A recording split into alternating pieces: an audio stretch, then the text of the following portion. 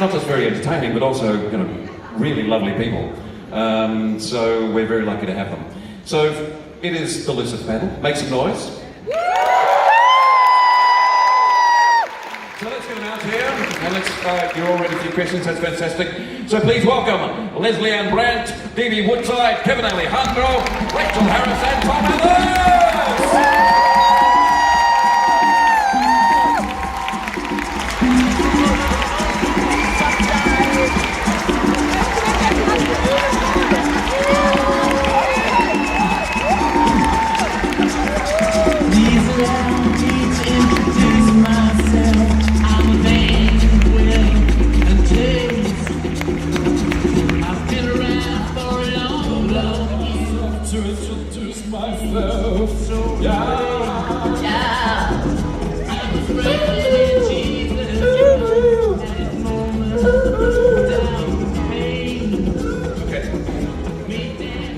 So, you guys missed it, but this whole audience just watched Linda and I get down.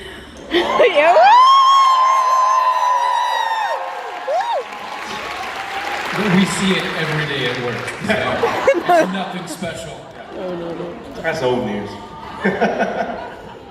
If you want to do it again, just to show us.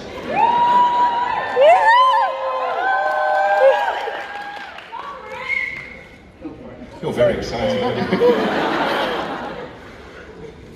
Yeah. Right. That was Christian. Go for it. Oh, look at all there's lots of people lining up. Oh my gosh. Oh, Look it's back. Maze! Hey! It's me again! Hi everyone. First I want to tell you that you're amazing human beings. We are gonna miss you so bad, and I hope you will enjoy the chocolates and sleeping mask I made for you on your way home. Yes, it's me! It's me! Thank you! You put our initials on the sleeping mask. It was so kind. Thank you, thank you. So it's really physically hard for her to do that. Because you have cerebral palsy, yeah. Sorry, I didn't want to say, but like it took a lot of time for her to. Thank you so much. Thank you. You're welcome. You're welcome. You truly deserve it.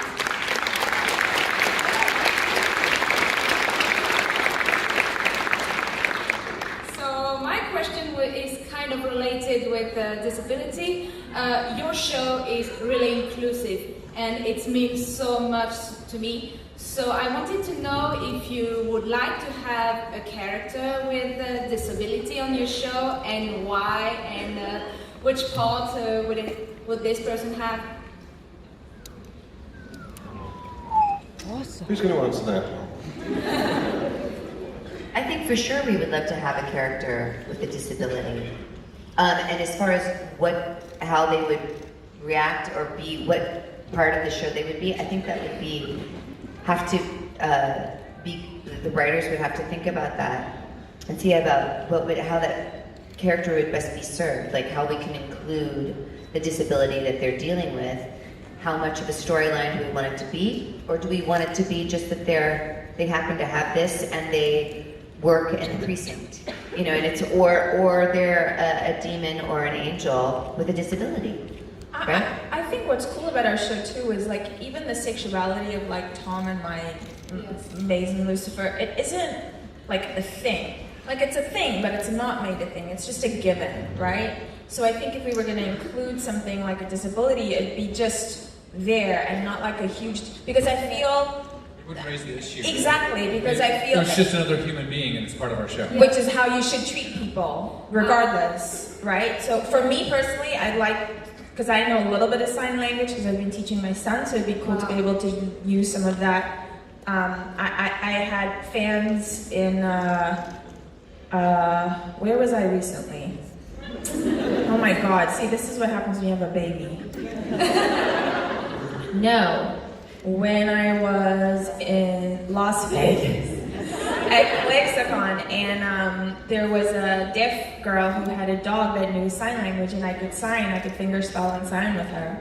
And I only learned that to be able to communicate with my son before he's starting to speak now. So that would probably be something I'd like to be able to use.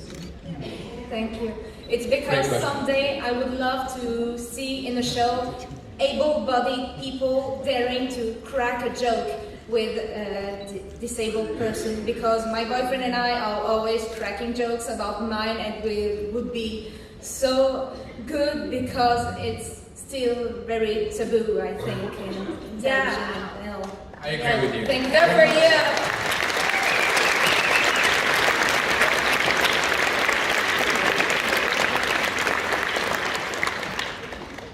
Hello. Hi. I'm nervous. Well, thank you that all of you are here, and thanks for the chance to make photos with you and autographs. My question is for DB.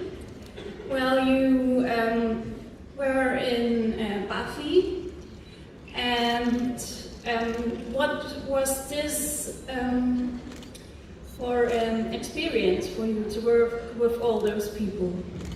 They were fantastic. I mean, I came on last year, the final season, so they'd been together for a number of years, so they had a bond that was incredible, and they were just extremely welcoming.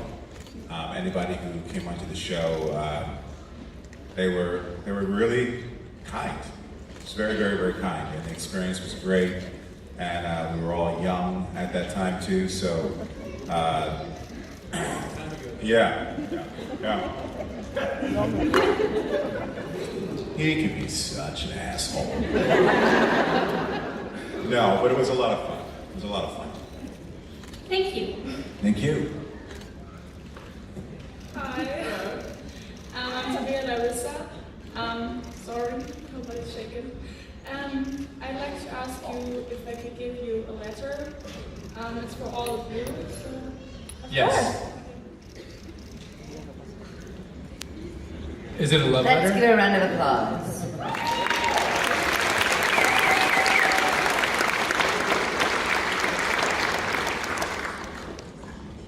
Thank you so much. Is it something you want to Should we read it? You want us to read it? Can I read it? Or not? Oh, or is it personal? We'll wait. We'll leave Thank you. Thank you so much. Hello up top. How are you doing? Oh, Hi. another maze. Yes. I love your character, and that is why my question is for you, Lesley. And first off, I wanted to say that because of the fact that I watched YouTuber Lucifer in German, I'm really surprised that all of you have so amazing voices. Like, I'm positively surprised. It's amazing. Thank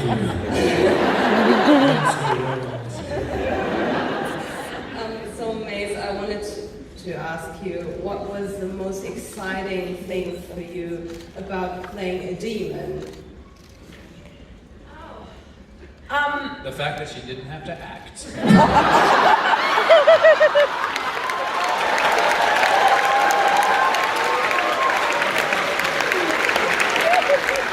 right. I kick your ass right now. It's funny. I get asked this question a lot, and I never approached her looking at her like playing a demon, because how do you play a demon? I don't know, a demon. So my approach to her is very, it is with a lot of humanity, and I draw on a lot of my life. So when, in season 1, when you meet her and she's struggling and she wants to go back to hell and she doesn't feel comfortable, on Earth anymore, I felt very similar when I moved to New Zealand and I was 17 years old, and it's a tough age to immigrate, and no one understood my South African accent, and I left all my friends behind, and it just felt very foreign. I was like a fish out of water. So I draw on a lot of life experiences with her, the loyalty, the friendships, the protectiveness. I feel about those things for the people that I love in my life. But I was very excited to play such an iconic character in the comic book because the source material was just so amazing, and she was written so multifaceted and with so many layers. So I definitely draw on those books as much as I'm allowed to on the show. And I hope that answers your question. It does. Yeah. Very well, actually. Thank you. Thank you. Hey, Hello. I have a question for all of you. Did you ever were afraid that a big breakthrough in your career won't come? And when yes, do you have a plan B? Plan B? I never had a plan B. There was no option for me not to do this for myself. Okay. I was going to rob people, but everything worked out okay. Hi, Kristen. No kids, please. I said that earlier, and I mean it. Papa sweet. Do you want to see your mama? And this is Lesley Ann's husband, by the way, everybody, Chris.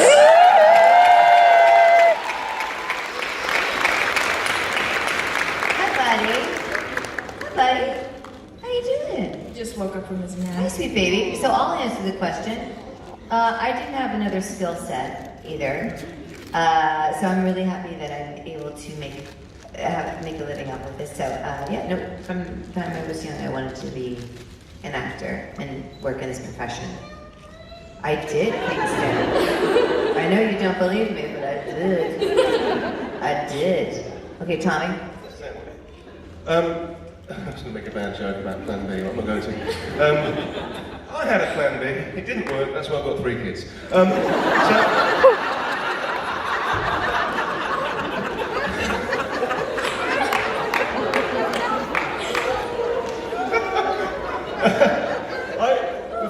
Before I decided at 17 that I was going to be an actor, I love sport, right? I'm really into sport, but I was never quite good enough at the sports that I played to pursue them professionally. But I just wanted to be on the pitch, on the field of play. So I decided I was going to work in sports injuries. So at least I could run on with a bucket and a magic sponge, you know, when the footballers go down. And that's what I really wanted to do. And then I kind of got the acting bug when I was 17 through a series of events happening, and I dropped a subject at the school. So it wasn't what I wanted to do for my entire life. It was only like later on at the very end of school that I decided I wanted to do it. Thanks. Did you answer? Well, okay, so seriously. No, it wasn't something that I came to it somewhat late because I started out as, I'm a writer, so I would always write. So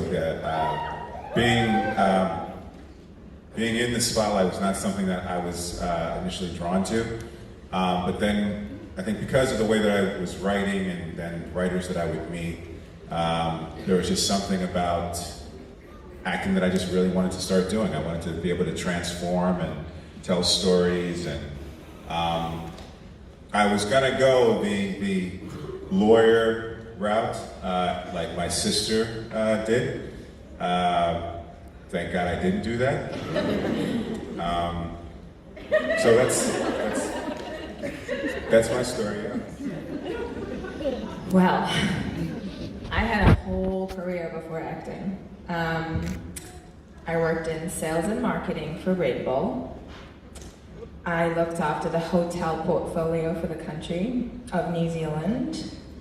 I worked in IT recruitment. I could hire you an SAP analyst if you'd like me to. But I was always, I grew up in Cape Town in South Africa, so I didn't know anyone who was in this business, and to be honest with you, it wasn't something that I thought was even ever possible. I was born into apartheid and in the 80s in South Africa, and it's just, we were dealing with other shit. So for me, I really discovered acting. I was always a very creative person. I did plays in school and I sang, and but my parents just never thought or knew how to channel that into something professional. And then when I moved to New Zealand, I was introduced to acting, and I had a casting director pull me aside. I was doing a lot of commercials, more performance-based commercials, and she said, you need to take this seriously, find some classes, because at that stage I was well into my 20s, and 3 years of drama school was really not an option for me, even financially, for my family. So I just started working really hard, and I was cast in my very first show with Craig Parker, and my second job was Spartacus. And then I quit Spartacus and I moved to Los Angeles. So I kind of came about it in a very weird sort of way. But I'm grateful. I could never, today, this is the thing, is I went through life really uncomfortable in my skin because I didn't know what I was supposed to do. And I remember even when I was working in sales and marketing, had a great life, earned great money, but I just never felt happy. And it was only until I discovered this craft of acting and people who were like-minded and who were weird and silly like me, that I was like, oh, I found my people. So, no, I couldn't do anything now. You know, absolutely not. Thank you. Yeah.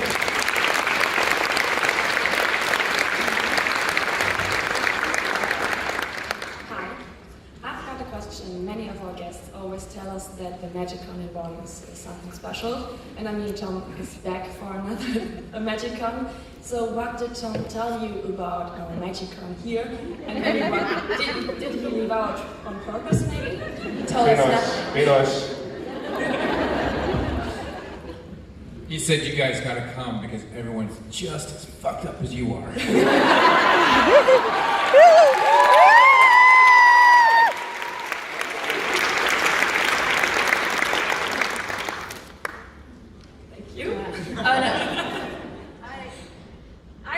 It was a really lovely group of people, and that there was lots of beer,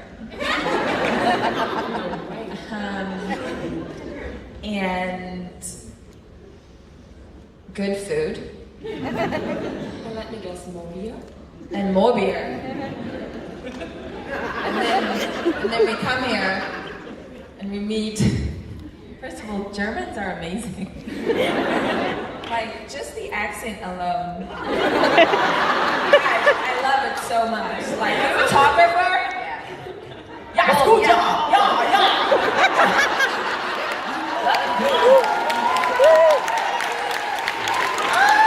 I want him on our show so badly. Yes. Okay, so I'll answer this too. So Tom, so basically, I knew it was a great time, and that everybody's lovely, and I had heard that it was an more intimate con, and also since my husband's family is in Germany, we thought this would be a great opportunity to come and see the fans. These guys have had great experiences in Brighton and in New Zealand. You guys went to New Zealand and Australia and all these like really great places. But because we had my son 8 months ago, we weren't traveling early on, and so now it's just great to get out and to really see all the fans, and so that was great. So yeah, so it was kind of a nice thing to come out to the convention and then go to see my family.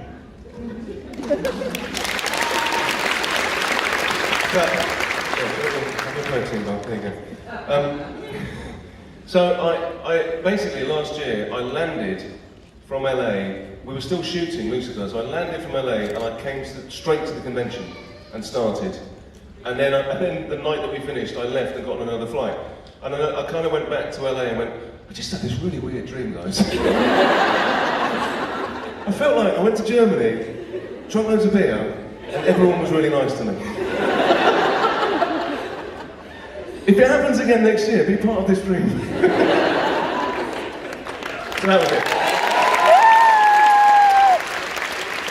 And we are, and you guys are truly amazing. Wunderbar! We're having the best time. Du bist so geil!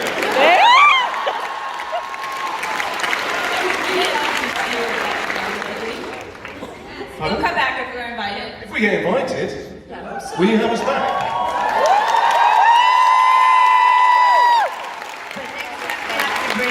Garcia. And more in German.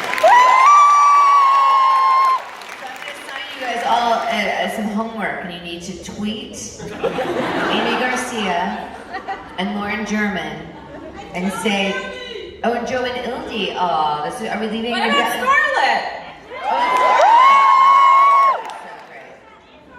I don't know if the kids do the conventions, do they? But you guys do that. Thanks. Thank you.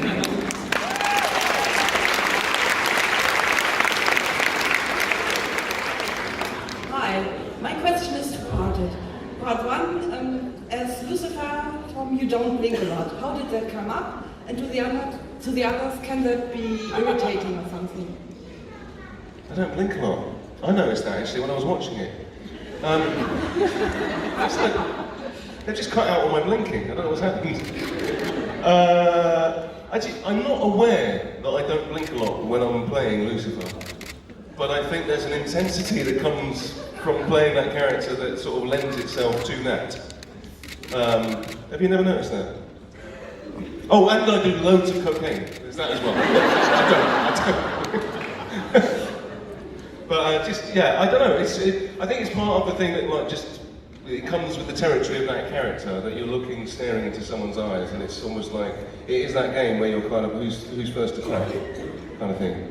So it sort of worked its way into it. Basically, I just walk around like this all the time, it's really surprising. It's all the Botox I've had.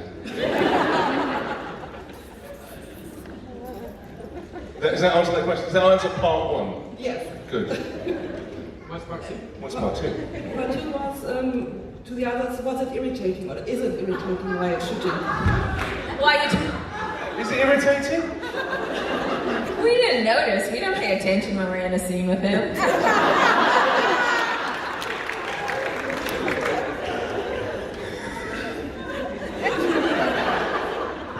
I stare at him all the time in our scenes because we're right, like, eye to eye. And maybe I'm not blinking in those scenes either. I don't know. Maybe we're just like we're locked in. I have no idea. I've never noticed it though. That's right, my reflection because of my glasses. All I'm gonna notice now. I know, now we're just gonna think about this. That blows my mind. He really doesn't blink. If we do season 5, we're going to be like this all the time. So, everyone, what is it you truly desire? Tell me. I'm crying again. What's happening? No, I don't wear contact. That might be what it is actually. I don't wear my glasses when I'm shooting, or my contact lenses, so I'm literally trying to find where I'm going. That's all it is. Okay. Thank you. Hi. Hello. I've got a question for all of you, or either of you who wants to answer it, because you have so much fun working with each other, obviously, and with Lauren and Amy. And if you had the time or the budget to do a whole different project with all of the Lucifer cast, what would that be? Would it be like an original movie, or a remake of a movie, or a Shakespeare play, or whatever? So have you any idea what you would like to do with all the others, but in a different context and different roles and stuff? I like the idea of doing a Shakespeare play. That'd be fun, wouldn't it? I think we would kill it. We could do Midsummer Night's Dream quite easily. I think so. Unfortunately for us, it'd be Midsummer Night's Wet Dream. Sorry. Someone had to say it. I know I do get a groan sometimes. Yeah. Probably Shakespeare. Yeah, I think Shakespeare would be great. Yeah. Anyone else? What about doing a Lucifer movie?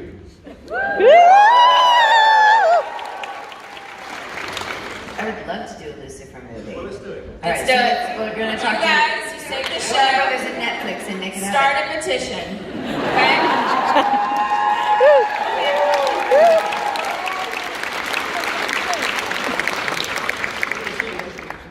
Sex and the City did it. Yeah, absolutely. I'm all for it. Thanks. Thank you. Oh, hi, Tom. Are you okay? Do you need a doctor? I've stolen Lucifer's liver. Oh. You've been drinking from it by the sounds of it.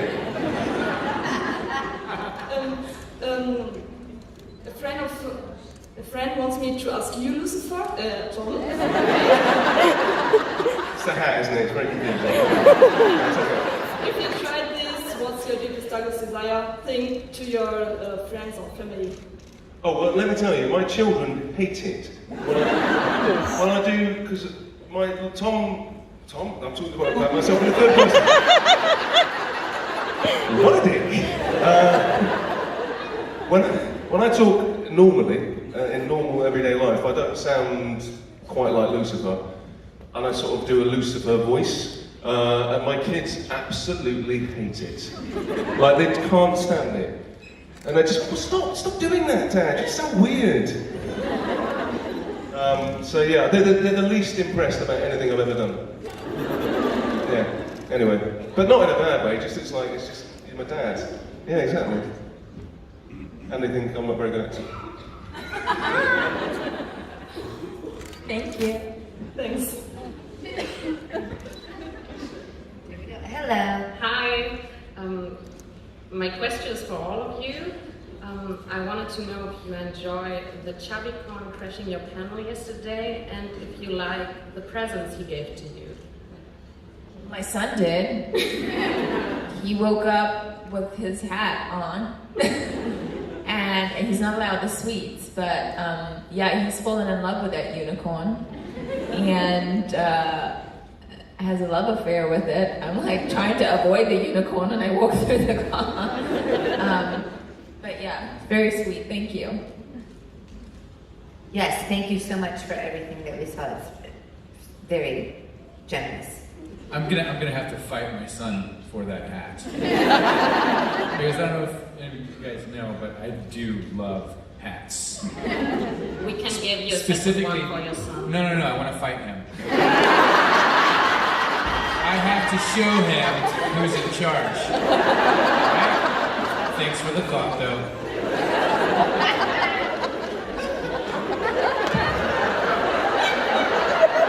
Such a douche.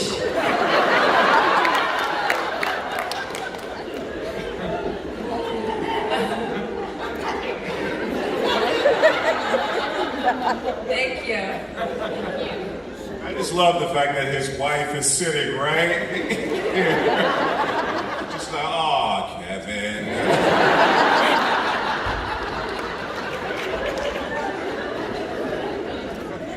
Papa power. Hi. Hello. Hello, my name is Susanna. Hi, Susanna. I'm sorry, it's so bright for you. I'm delighted when I'm late. Oh. I don't have a question. I have a request. Okay. Your request. I hear this that Tom likes to ride the bicycle. Oh God. And I Oh my like the God. bicycle.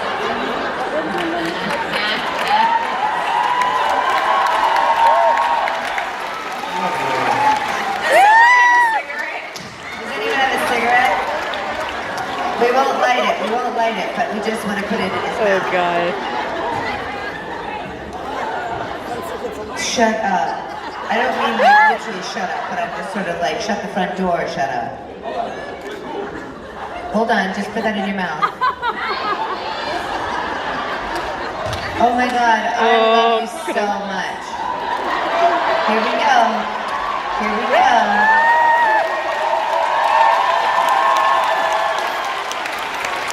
4 years of acting, drama school.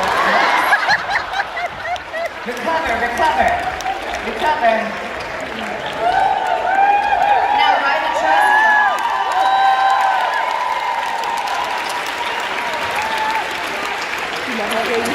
Where did you get that tricycle? That was fantastic. Tom, the girls are gonna think you're really cool now. Well done. So did you learn that in your physical work at school? I learned that when I was in the Tour de France, Rachel. Well done. Oh, I've got bruised ears from my knees. Hi guys. I just have a question, not show related. I just want to ask you all if you could give your younger self any advice, what would it be? dreams are valid. If you could ask your younger self, if you could tell your younger self a bit of advice, what would it be?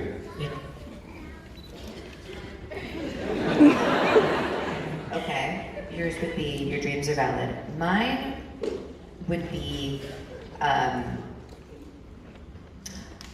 to breathe, because I had a lot of anxiety as a kid, and to trust that everything's that it's okay, that this is too awesome, that you'll figure things out, and that as you go forward in your life, don't try to be something that you think people want you to be. Do you understand? Like, oh, they want me to be like if I were to go into an audition, I think they'd want me to be like such and such, and it's like, no, the best thing you can do is to be completely yourself. That's what I would tell my younger self. There is no other Rachael Harris in this world. No one can do what she does on our show.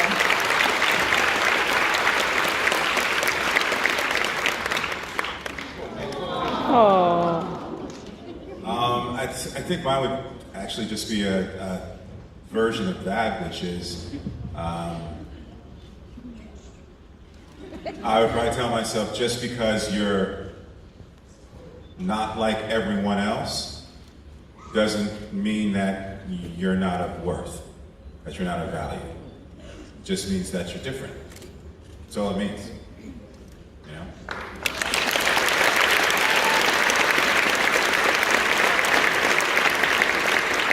Indifference really only means that you're your own individual. And that's what I would tell myself, to piggyback off what everyone says, is just to embrace your own individual. And you're gonna be okay. I'm so profound.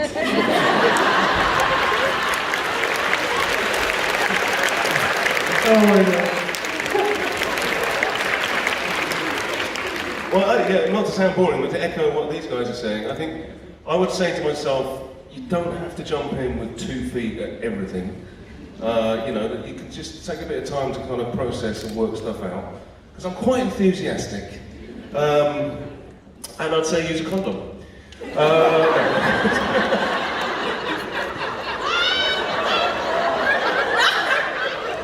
Joke.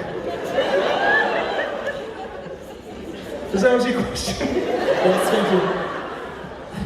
Thank you.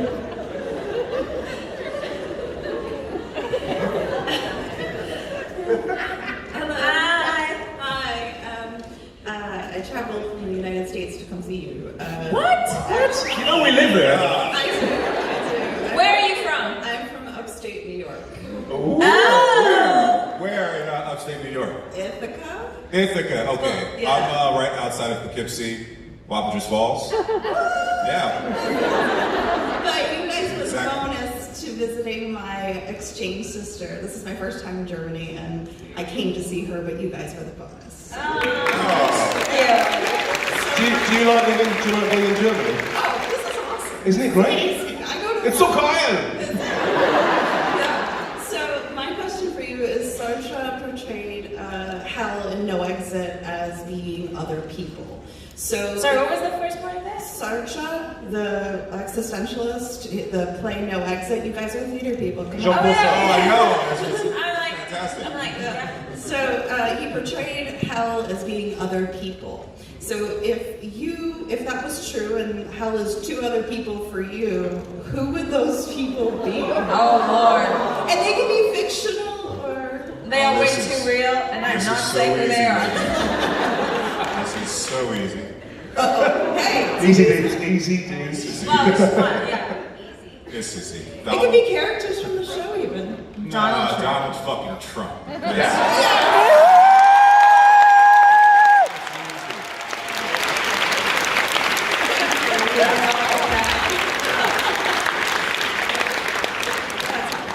The funny thing is, he'd watch that and go, look, he said my name and everyone applauded. They love me.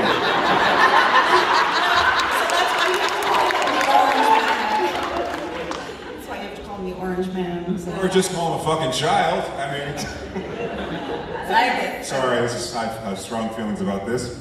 Drop that truth serum. DB Woodside. Thank you for being here. Come on. Come, yeah, Who good else? luck. Who else? Okay. I mean, my first thought was Donald Trump. So, I'm stealing your answer. So that's 2 Trump supporters. Hell is other people. Yeah. I mean, I love that notion in the show that the hell in our show is that it's everyone's own version of their own hell is behind everyone's own door. Yes. And I think that's kind of, you punish yourself about the thing you feel worst about in your life, and that is basically your hell. It's just that on a repeat loop. I don't wish that on anyone. Just saying. Except Donald fucking Except Trump. Donald Trump.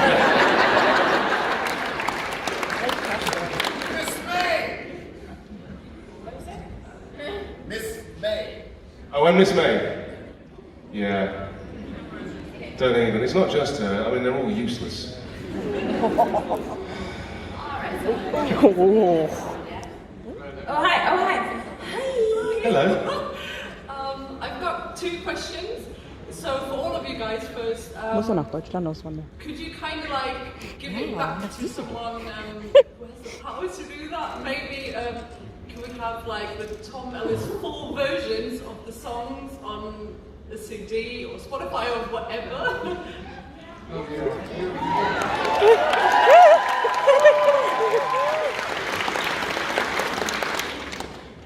Yeah. I wouldn't be against that idea. There'd be a bonus track this season because someone else gets to sing on the show. Not telling you who at all. Spoiler. Really good. Don't tell anyone, okay? Don't tweet it. Was that a spoiler? Damn. Got to stop drinking at these things. It's the beer. What's the question? Well, I'm looking forward to that. So the second question is, have you all ever read fan fiction, and if maybe with the characters that you play that take part in the story? I've seen some fan drawings, like Tom and I butt-ass naked, and I'm like, whoa, that's not in our show. I haven't read any of the fanfic though. I've seen a lot of the fan art, Yeah. like that, and there's some quite filthy people out there. There's like one, we have on a text thread, there's one with like, Lauren's leg is like on Tom's shoulder, like this. And then I'm, for some reason, the only naked one. But like, my thigh is like weirdly larger than like my body. Oh, I'm sorry, I drew that. Just a little, Yeah. But I have to say, there's some, just this weekend, some incredibly talented artists out there. Yeah. I don't think that it's not appreciated, because it really is. It's quite it's very, very flattering. So thank you for anyone who's drawn lovely pictures, even the sexual ones.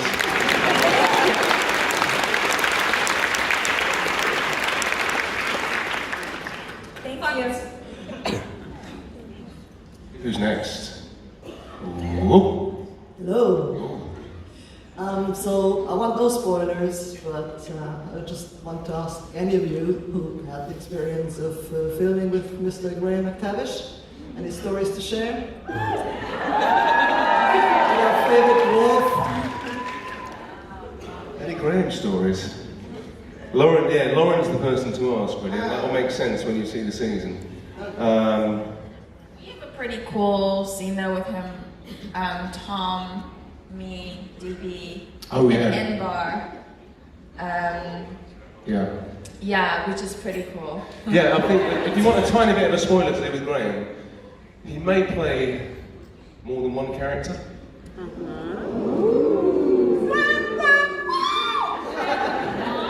I feel like I'm giving away way too much here. A big Netflix bolt of lightning's going to go.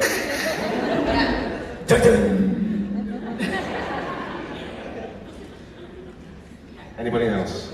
We've got 15 Minuten left. I'm getting there. Thank you for the amazing weekend. And please come all to Paris Convention next year. Yeah. How would you, which perfect imperfection do you like in each other? In each other? Yes.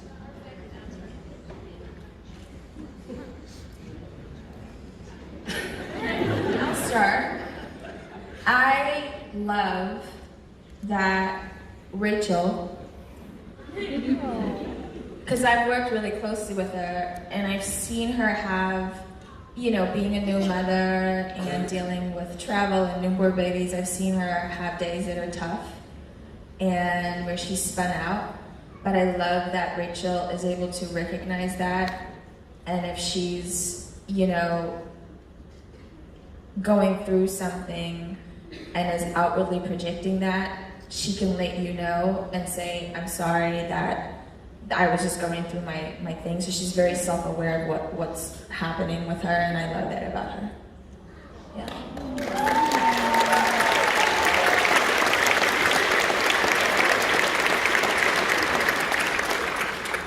My brother over there, DB, who I love to pieces, he gets in his head a little bit. He can be a bit self-critical and he can be worrying about what people think about him a bit too much. But I kind of love that about you because you really care. He really cares. He does. He's as lovely as you think he is. It's true. He's just a big warm lovely guy.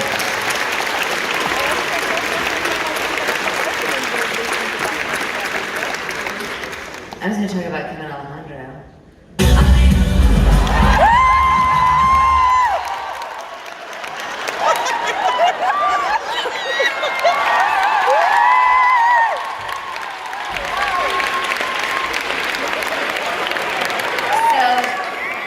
So I was going to say something about Kevin Alejandro.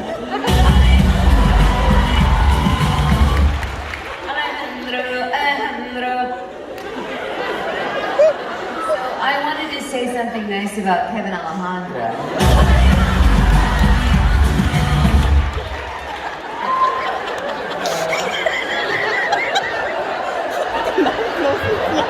Kevin Alejandro. Alright, that's enough. How about Kevin Alejandro?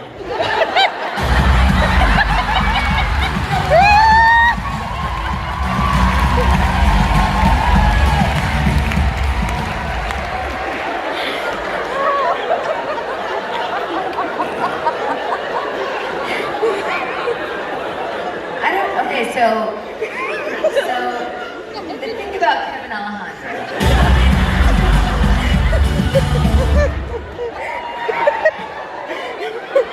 Can we just call him Kev from now on?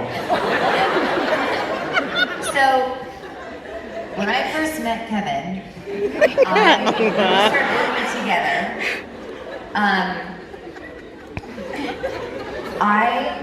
For a long time, I thought, maybe this is true, I don't know. I thought that he maybe wasn't that interested. Say straight? Straight. No, I thought, but the point that I'm just say it, woman. I know. He's extraordinarily thoughtful, and he thinks he's very.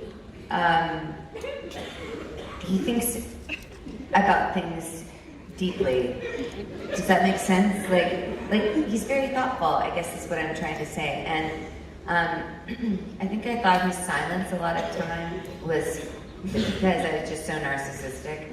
Was thinking he doesn't care to talk to me, and I know what's going to come out of his mouth. And I really don't care to talk to him. But it's true. Okay. Same way. I just wasn't gonna let him not be my friend. I was like, hey Kevin. And he doesn't have to always be on, and it's not always about him. And he's very thoughtful and kind. And so the thing that I think it's not really an imperfection. It's just that I I thought he wasn't into me. You know, like didn't want to really talk to me very much at first. I'm when we first totally started. into you. Oh my God. Leslie, is it okay if we make out right now? No, so, but the thing is that I guess it's my imperfection. No, but he's the kindest, most thoughtful and caring person. And you can see that by the wife that he has and also by their son, Caden, who they're just very kind and tender-hearted. Thank you, Rachel. I actually do get that a lot. People kind of misunderstand me a little bit because I do get silent. It's mostly because I don't know what to say. No, but it's it's totally not it. I'm more of an observer. I can get up here and I have a great time because you guys feed me such great energy and we love you and want to be there for you. But we all go through our things, and I love people, and I love watching people, and I love listening to people, and that's just kind of who I am. Yes, and thank you for knowing that. And I think that being said about myself is one of the things that I relate to Lauren German with her. I'm going to talk about her perfect imperfection. I think she's a little bit similar in that way. She gets a little bit of social anxiety and things like this are tough for her, but she pulls through, and everything for her comes from a place of kindness and respect and from pure heart. And I like to think that that's where I live as well. So that is my favorite perfect perfection about her. It's not an imperfection to me. Wait a second. So because I want to talk about the other two people up here, and that's Tom and Lesley Ann. And, oh, right. So what I want to say is, and I'm going to try and not get emotional while saying this, but I really cannot think of an imperfection in Tom. And what I mean by that is, I have never been around someone, worked with someone like him, who, God damn you. DB's a bit of a crier. When he always cares about you. It doesn't matter how crazy work is, what's going on. If he sees, if he sees that you're having a hard day or a rough time, he always makes the time to just check in with you. Always.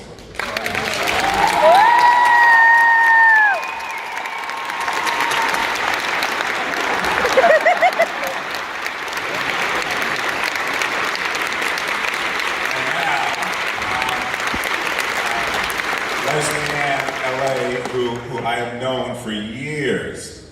This is her beautiful perfection. She's a fighter. She is one of the strongest fucking people in the world. But what she doesn't like everyone to know is that with all of that strength, her heart, she is a gummy bear. She is a gummy bear. And she hates for people to know this, but she is one of the sweetest.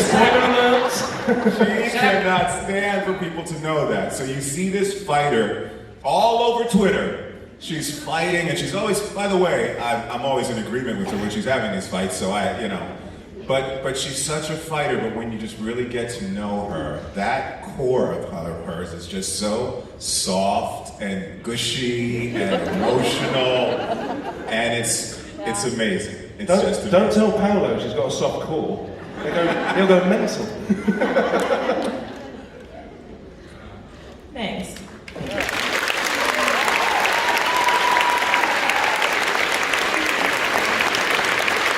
Well, we're all a mess, so thanks for that. Hello?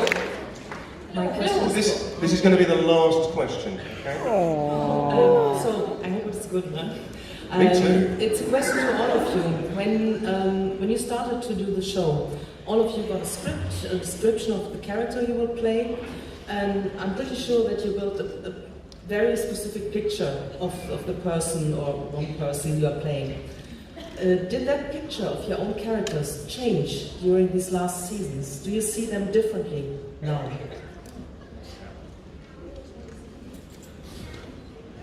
I think it changes season to season. I think the writers work very hard to peel back layers with each character and to put them in situations that kind of force you as the actor to look at them through a different lens or from a different point of view. So I think, for me as Mazikeen, I didn't think vulnerability would be as much of a part of her character as it is. And you're right, it's the best part about her, actually. It's the fight comes easily, but like Lesley Ann, the gushy, the soft side she tends to protect.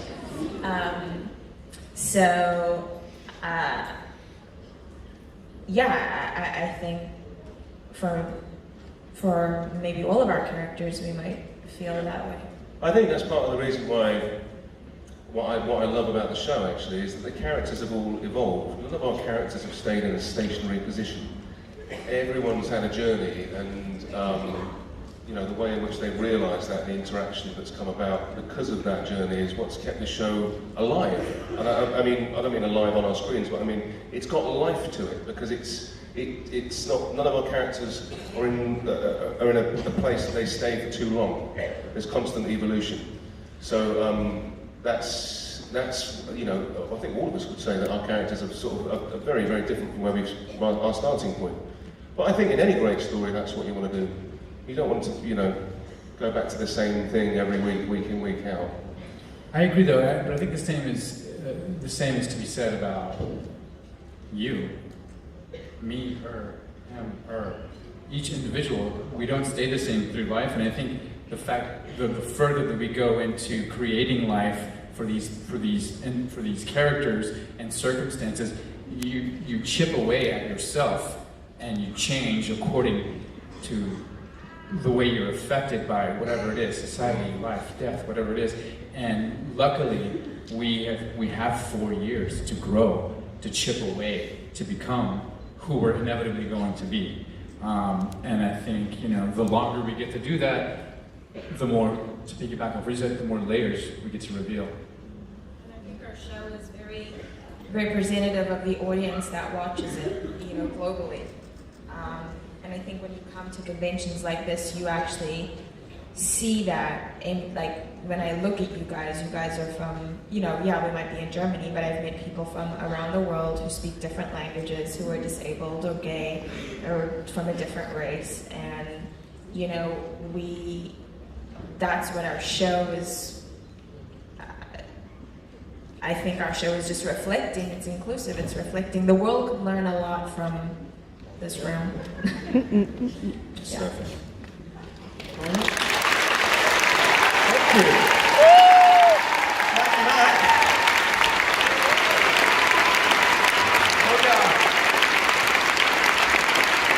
Thank you very much, Lesley Ann, Kevin, Michael, KJ, and